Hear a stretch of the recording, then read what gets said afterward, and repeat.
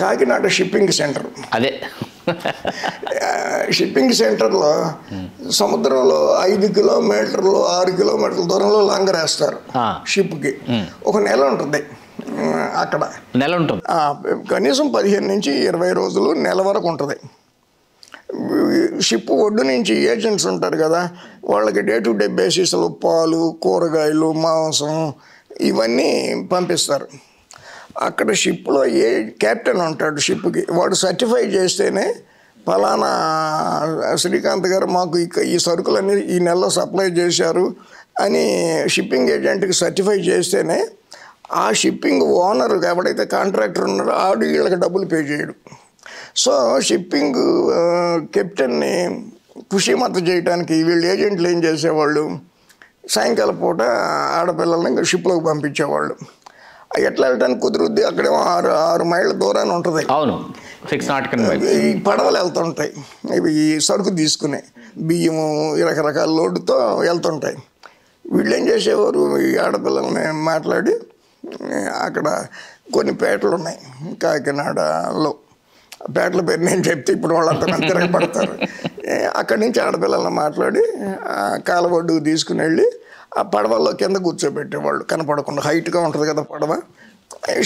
సాయంకాలం 6ంటికి బయలుదేరితే 10ంటికి అక్కడ 4 గంటలు పడుతుంది షిప్ దగ్గర వెళ్ళడానికి.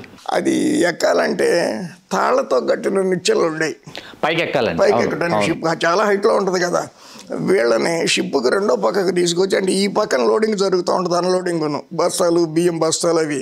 రెండో పక్కకి ఆ పడవ తీసుకెళ్తే అక్కడ తాడేసి పైకి లేపేవాళ్ళు. 2 days 3 days ఉంచి వాళ్ళని తీసుకొచ్చేసేవాడు. వాడు ఏం చేసేవాడు, బ్రహ్మాండంగా ఉన్నాయి ఈయన సప్లై చేసిన కాయగూరలు, కోడిగుడ్లు అసలు మామూలుగా లేవు, హైలీ రేంజ్లో ఉన్నాయి అని చెప్పి వాడు సర్టిఫికెట్ ఇచ్చేవాడు. వీళ్ళు క్లెయిమ్ చేసుకునేవాళ్ళు. ఇది నాకు ఒకటి చెప్పాడు, ఈ కథ మీకు చెప్పాడు. కథ నాకు చెప్పాడు. How to prove it. చిన్న విషయం కాదు, లైఫ్ రిస్కింగ్ విషయం కూడా. అందుకని ఏం చేశానంటే ఆ పర్టికులర్ పేటలో వాళ్ళకి రిక్షా వాళ్ళందరికీ తెలుస్తుందిగా ఈ ఎక్కడ ఉంటారు. ఒకళ్ళని పిలిచి షిప్లోకి వెళ్ళిన అమ్మాయి ఎవరైనా ఒకళ్ళు మనకు దొరుకుతారంటారా ఒక రోజు కానీ అడిగితే 100 రూపాయలు అవుతుంది సార్ అన్నాడు. అసలు అప్పుడు అది 100 అంటే టాప్ రేటు. అయినా పర్వాలేదు, ఎక్కడ తీసుకొస్తా ఉన్నా, మీరు ఎక్కడ చెప్తే అక్కడ తీసుకొస్తాను సార్. ఎస్పీ దినేష్ రెడ్డి గారు. అప్పుడు ఎస్పీ దినేష్ రెడ్డి తూర్పుగోదావరి జిల్లా. దినేష్ రెడ్డి పేరు చెబితే అసలు కాకులు కూడా ఆగిపోతాయి. టెర్రర్ జిల్లా అంతా. ఫోన్ చేశా, సార్ ఆ మున్సిపల్ గెస్ట్ హౌస్ వైపుకి ఇవాళ రొటీన్గా పోలీసు వాళ్ళు చెక్కింగ్కి వస్తారు కదా, ఇవాళ రావద్దని చెప్పండి అని. ఏంటి విశేషం అన్నాడు. ఇది విశేషం, ఒక అమ్మాయిని పిలిపిస్తున్నాను, ఇంటర్వ్యూ చేస్తున్నాను. ఇంకేదో అనుకుంటారు మీ పోలీసు వాళ్ళు, వాళ్ళ బుర్ర అంతవరకే పనిచేస్తుంది కదా, అందుకని వాళ్ళు ఎవరిని ఇటు రాని బాగానే.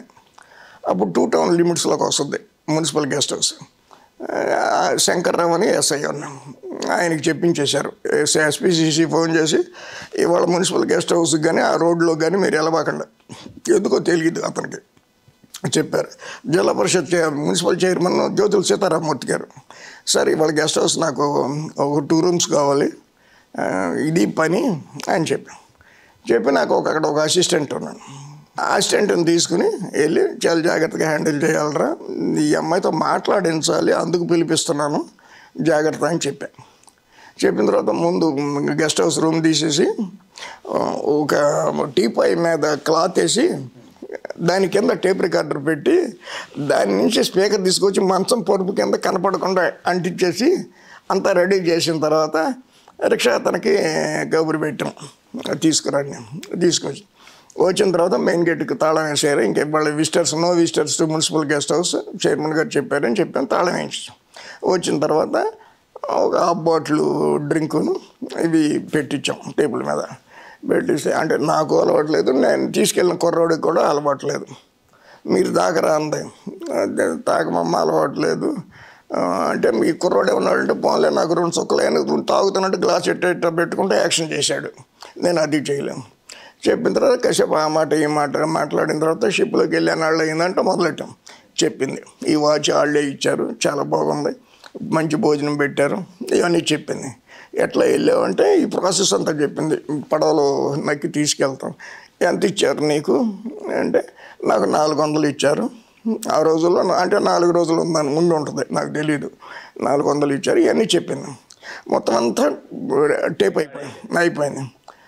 అమ్మకి ఎక్కేసింది, ఈ తాగుతుంది కదా మరి, ఎక్కేసింది. ఎంతసేపు మాట్లాడింది అంటే, దాని సబ్జెక్ట్ వాళ్ళు వస్తారమ్మా అని చెప్పి వాచ్మెన్ ఉన్నాడు కృష్ణ అని. అరే ఇట్రా అని చెప్పి, ఈ అమ్మాయి ఉంటేనేమో రిక్షావాడికి చెప్పాం, ఈ అమ్మాయి ఇక్కడ పడుకుంటేనేమో తెల్లారక ముందు దిగిన తర్వాత నువ్వు తీసుకెళ్ళి దింపే, ఇప్పుడు వెళ్ళిపోతానంటే ఇప్పుడు దింపే, ఇప్పుడు మేము మెదలకుండా వెళ్ళిపోతున్నాం మా టేప్ రికార్డర్ తీసుకుని అని చెప్పేసి ఆ కృష్ణకి చెప్పేసి వెళ్ళిపోయాం. మరుసటి రోజు స్టోరీ రాస్తే ఉదయం ఆఫీసులో షాకు. ప్రకాష్ ఏం చేశాడు, అది ఓడరేవా ఆడరేవా అని పెట్టాడు.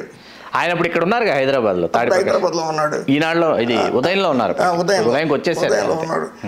ఇక్కడ కానీ విజయవాడలో కానీ ఎక్కడ ఉన్నాడు నాకు అవగాహన లేదు, కానీ హైదరాబాదే. ఇది ఓడరేవా ఆడరేవా అని పెట్టాడు ఫస్ట్ పేజీ. మళ్ళీ 5 కాలాలు 6 కాలాలు హెడ్డింగ్, దుమ్ము షిప్పింగ్ ఇండస్ట్రీ అంతా షాకు, పోలీసులు అడావుడి, చెక్కింగ్, పడవలు చెక్కింగ్, మొత్తం బిజినెస్ అంతా ఆగిపోవడం, గగ్గోలు గందరగోళం. దానికి సంబంధించి ఆ స్టోరీ. ఇట్లా రోజుకు ఒక స్టోరీ దొరికేది మాకు. ఉదయం agent Mavullayya cinema producer, MK Mavullayya cinema producer పాలకొల్లుడు. మా చైర్మన్ దాసనారాయణరావు గారు పాలకొల్లు. ఫస్ట్ సినిమా ఆయన తీసిన స్వర్గం నరకం మావుళ్ళయ్య నిర్మాత. అక్కడ బియ్యం కమిషన్ వ్యాపారం.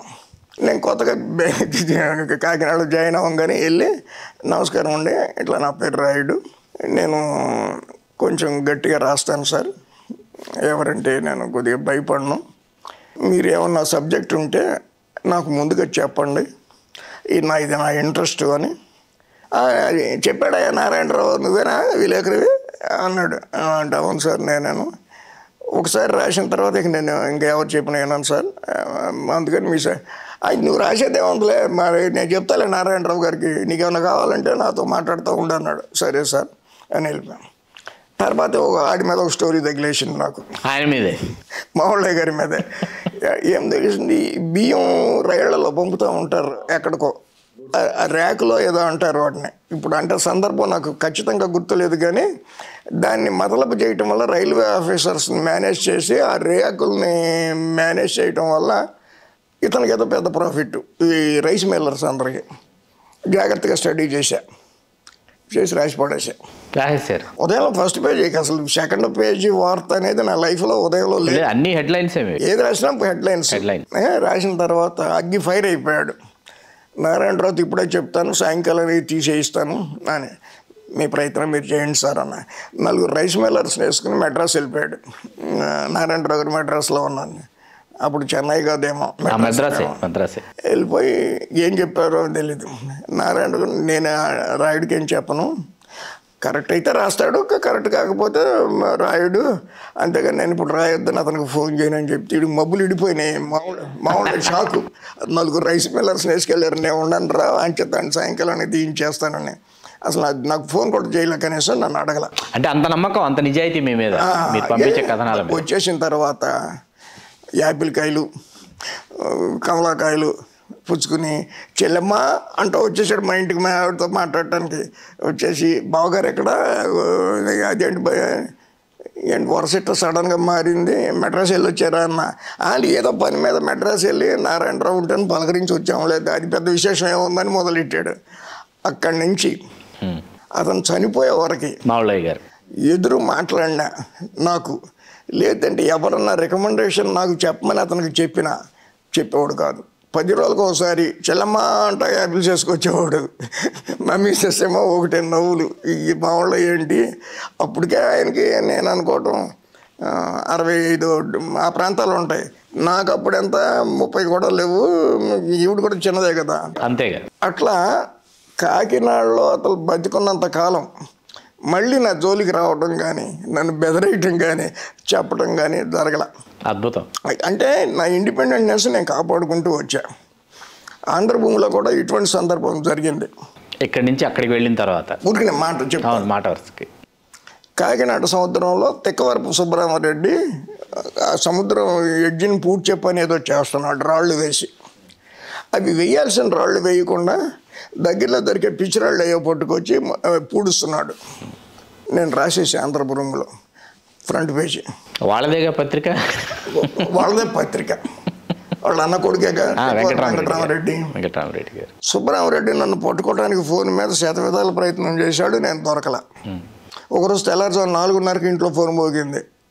ఇప్పుడైతే ఎవరండి అంటే, నేను సుబ్బరామరెడ్డి అమ్మ హైదరాబాద్ నుంచి అను. ఏమంటే సుబ్బరామరెడ్డి అంటే అండి నిద్రమోహన్ ఉన్నా. సరే లేచి నమస్కారం సార్ అన్న. అదేంటి రాయుడు మన పత్రికలో రాసావు మన మీద, పత్రిక మంద కదా అన్నాడు. అంటే పెట్టేవరకే మంది సార్, పెట్టిన తర్వాత ప్రజలది, అది పత్రిక మంద కాదు, పత్రిక యాజమాన్యమే మంది అన్న. అది ఎట్లా నా మీద రాసావు బాగాలేదే అన్నాడు. అంటే అక్కడ చేసిన పని బట్టే రాశాను సార్, అపార్థం చేసుకోవద్దమ్మా. మరుసటి రోజు వెంకటరామరెడ్డి దగ్గర నుంచి ఫోన్ వచ్చింది, ఎండి ఆంధ్రభూమి. అందరూ ఉద్యోగం ఆ రోజుతో పోయింది అనుకున్నారు. సరే వచ్చా.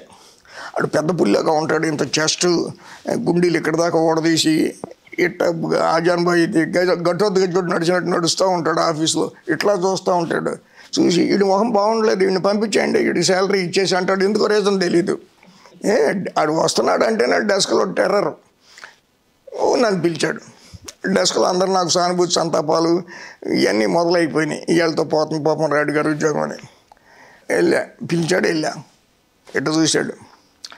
నువ్వేదో డబ్బులు అడిగితే మా సుబ్బరామరెడ్డి బాబాయ్ ఇవ్వలేదని చెప్పి ఏదో రాశావంట ఏంటి అన్నాడు డైరెక్ట్గా. నేను నవ్వి, అది కనుక మీరు నమ్మితే నా ఎక్స్ప్లెనేషన్ అవసరం లేదు, వెంటనే పంపించేయచ్చు, అది పంపించేయచ్చు. అది నమ్మలేదు అనుకోండి, నేను ఎక్స్ప్లెనేషన్ ఇవ్వాల్సిన అవసరం లేదు అన్న. స్టన్ అయిపోయాడు నేను ఇచ్చిన రిప్లైకి. యూ కెన్ గో అన్నాడు. బయటకు వచ్చేసా. పోయిందా అంటే సబ్ ఎడిటర్లు అంతా పోలేదురా బాబు, గట్టిగా అద్దుకుంటూ లక్కెళ్ళాను. ఏంటంటే మనం తప్పు బేసికల్గా ఏ ఇన్ఫ్లుయెన్స్లోనూ నేను వార్తలు రాయను. ఎవరి ఇన్ఫ్లుయెన్స్ మీ మీద లేదు, ఎవరి ఇన్ఫ్లుయెన్స్ నా మీద ఉండదు. ఒకటి డబ్బులకో లేకపోతే ఇంకో బలహీనతో ఏమి పని చేయవు. నేను ధర్మం అనుకుంటే రాస్తా, ధర్మం కాదు అనుకుంటే దేవుడు చెప్తే రాయను. ఉదయంలో ఒకసారి జనసేనలో ఇప్పుడు బయటికి వెళ్ళిపోయాడు ఒక నాయకుడు. పర్వాలేదు సార్, పేరు చెప్పచ్చు, ఏం పర్వాలేదు. ఏముంది మా మాదాసు గంగాధరం గారు. ఓహో. ఉదయంలోనే ఉన్నప్పుడు దాసనారాయణరావు గారు వచ్చాడు. అది ఇది మాట్లాడేవాడు. అంతా కాపుల దుకాణమేగా. వచ్చిన తర్వాత మొన్న రాయుడు గారు ముద్రగడ పద్మనాభం మీద గొప్ప ఇంటర్వ్యూ రాశాడు సార్, కళ్ళు తిరిగిపోయేటట్టున్నాయి. అట్లాంటి ఇంటర్వ్యూ నా మీద కూడా రాయించండి రాయుడితో చెప్పి అని అన్నాడు. నారాయణరావు గారు బోళశంకరుడు. అసలు అభయం ఇస్తాడు ఆయన. అసలు ఎవరిని ఏమీ కాదన్నాడు, నొప్పి కలిగేటట్టుగా మాట్లాడాడు. ఆయన ఏం చేశాడంటే, నేను కింద ఉంటే ఆయన ఫస్ట్ ఫ్లోర్లో ఉండేది ఉదయంలో ఆయన ఆఫీస్ పైన, మేము కింద కదా సబ్బు డెస్క్ అంతాను. నన్ను కబురు పెట్టి, అదే దాసన్న మన మాదాస్ గంగారు తెలుసు కదా నీకు, అదే మొన్న పద్మనాభం మీద రాసావు కదా, సేమ్ అట్లా ఆ యాంగిల్లో కొంచెం అట్లా ఉండేటట్టుగా ప్రొజెక్ట్ చేస్తే మన గంగాధరం ఒక ఇంటర్వ్యూ చేయమంటున్నాడు, నేను రాయమంటున్నాడు అన్నాడు. నేను నమస్కారం పెట్టి, గంగాధరం కనుక అంత ఇంటర్వ్యూకి అవసరమైన సబ్జెక్టు ఆయన నేను అనుకుంటే నేను మీరు చెప్పకుండా రాస్తాను సార్, ఈయన అంత సరుకు కాదు అనుకుంటే మీరు చెప్పినా రాయలేను సార్, ఏమనుకోవద్దు అని చెప్పి గంగాధరం గారి ముందే చెప్పా. ఆయన ముందే నారాయణరావు గారికి చెప్పా. సరే వెళ్ళు అన్నాడు. ఆయన నారాయణరావు గారు ఏమనలేక సరే వెళ్ళు అన్నాడు. ఆయనకు ఒక మీసం బిక్కోవటం అలవాటు. ఆలోచనగా మాట్లాడుతూ ఆలోచన ఇలా అసలు ఆయన ఎవరన్నా చెప్తుంటే ఇట్లా ఒక మీసం ఎంట్రుకి ఎలా ఆక్కుంటే వింటాడు. అదే ఆయన మేనరిజం. So Gangadharam shock. ఇప్పటికి నాతో మాట్లాడారు. ఇప్పటివరకు మాట్లాడలేదు. సందర్భం ఏముందిలే కానీ మాట్లాడటానికి. కానీ చెప్తున్నా, అందుకని ఏంటంటే వార్తలు నా ఇష్టం. నేను రాయాలి అనుకున్నవి రాస్తా, రాయకూడదు అని అనుకుంటే ఇంకెవరు చెప్పినా రాయను. కాకినాడలోనే నాకు ఇంకొక మంచి అనుభవం చెప్తా. Charities, MSN charities college principal Dharmarao అని ఉండేవాడు. పేరు ఎట్లా పెట్టారో కానీ 100% అధర్మారావు. అసలు తిరిగే లేదనమాట. సుప్రీంకోర్టుకి వెళ్ళినా కూడా ఇంకా అసలు అధర్మారావే. అతను చేసే అకృత్యాలు అసలు 1 కాదు 2 కాదు 3 కాదు. 4 భాగాల కింద వేసాం. అతని గురించి ఒక కథనం 4 భాగాలు అన్ని ఫ్రంట్ పేజ్ వేస్తే ఆడు కోర్టులో కేసు వేసాడు. నా మీద కాకుండా దాసరి నారాయణరావు గారి మీద వేసాడు. దాసరి నారాయణరావు గారి ఇమేజ్ ఎక్కడో ఆకాశం ఇంకా అవతల ఉంది. అలాంటి పరిస్థితి అప్పుడు అసలు అన్బిలీవబుల్. ఆయనకి మేజిస్ట్రేట్ నోటీస్ ఇచ్చాడు, లీగల్ నోటీస్, అది కోర్టులో అప్పీర్ అవ్వమని. నాకు అర్థం కాల. నారాయణరావు గారికి ఫోన్ చేసి కాకినాడ నుంచి చెప్పా, సార్ మేజిస్ట్రేట్ గారు నోటీస్ ఇచ్చాడు, ఫలానా తారీఖు నాడు వాయిదా, రూల్ ప్రకారం అయితే మీరు రావాలి, ఓ ప్రయత్నం చేస్తానండి. ఎందుకనంటే హ్యాండిల్ చేయటం కష్టం క్రౌడ్స్ని. ఆయన ఇమేజ్ ఆ స్థాయిలో ఉంది ఆ రోజున. అంటే నేను ఎస్ఆర్ఎంటి చౌదరి గారి దగ్గరికి వెళ్ళి మంచి అడ్వకేట్ని, లీడింగ్ అడ్వకేట్ని పెట్టాను, ఎంబీబీఎస్ఆర్ శర్మ అని, రాజమండ్రి. ఆయన బ్రదర్ కూడా హైకోర్టు జడ్జి అప్పుడు, జస్టిస్ లక్ష్మణ్ ఎవరో నాకు గుర్తులేదు. ఆయన అసిస్టెంట్ బాగా చురుకైనోడు, జ్ఞాని. ఓ 10,000 సంపాదించగలరా, నేను నోటీస్ లేకుండా రద్దు చేయిస్తాను అన్నాడు. ఎట్లా చేయిస్తారంటే మేజిస్ట్రేట్ నేను మేనేజ్ చేస్తాను అని అన్నాను. నారాయణరావు గారిని ఏమో అడుగుతాం, 10,000 రూపాయలు, నాకేమో అంత కెపాసిటీ లేదు. వెళ్ళి ఎస్ఆర్ఎంటి చౌదరి గారి దగ్గరికి వెళ్ళి కూర్చొని ఆ మాట మాట్లాడిన తర్వాత, సార్ ఇట్లా ఒక నోటీస్ వచ్చింది, వాడి మీద రాస్తేనేమో లీగల్ నోటీస్ ఇచ్చాడు, నాకు ఇస్తే పర్వాలేదు, వాడు తెలివితేటలుగా చైర్మన్కి ఇచ్చాడు, ఆయన ఏమో తీసుకురాలేము, పోలీసుల వల్ల కూడా కాదు, ఆ క్రౌడ్ కంట్రోల్ చేయటం కష్టమైపోద్దని. అండ్ మరి ఏం చేద్దాం అనుకున్నామంటే, మన శర్మ గారి అసిస్టెంట్ 10,000 ఇస్తే నువ్వు నేను మేనేజ్ చేస్తాను మేజిస్ట్రేట్ని అన్నాడు. ఇప్పుడు 10,000కి బలా అన్నాడు చౌదరి గారు. అవునండి అన్న. అలాగే పద్మావతి ఫైనాన్స్ అని ఒక ప్రైవేట్ ఫైనాన్స్ కంపెనీ, ఎస్ఆర్ఎంటీలోనే 2-3 కంపెనీలు ఉంటాయి, మ్యానిపులేషన్ ఆటోకి. గుమస్తానికి కాకేశాడు. బివి రాయుడు కాకినాడ 10,000 ఏదో వడ్డీ ఏదో ఎంత ఉందో మినిమం మన దగ్గర చూసి అది వేసి, అప్పు ఆయన తీసుకున్నట్టు నువ్వు ఇచ్చినట్టు ఒక రసీదును 10,000 పట్టరా అన్నాడు. పట్టుకొచ్చాడు, 10,000 ఇచ్చాడు, సంతకం పెట్టా అన్నాడు, పెట్టాను. డబ్బులు ఆయనకి ఇచ్చేసాను. దాసనారాయణరావు గారు రానవ్వకుండా ఇది రీకాల్ చేశాడు, వారెంటు చేసిన తర్వాత 4 రోజులు పోయిన తర్వాత మళ్ళీ చౌదరి గారి దగ్గరికి వచ్చాను. వస్తే ఏమైంది, కోర్టు కేసు అన్నాడు. వాడు మేజిస్ట్రేట్ వారెంట్ రీకాల్ చేశాడండి, ఇచ్చేసాను డబ్బులు అన్న. మరి మళ్ళీ గుమస్తానికి కాకేశాడు. ఆ 10,000 ముట్టినట్టు ఒక రసీదును తీసి రాసి పట్టరా అన్నాడు గుమస్తాని. బివి రాయుడు గారు ఇవ్వగా ఇంత వడ్డీతో ఇంత అమౌంట్ ముట్టినది అని ఒక రసీదు రాయుడు గారికి ఇచ్చేసి అన్నాడు. సెటిల్ అయిపోయింది నీకు నాకు బేరం అన్నాడు.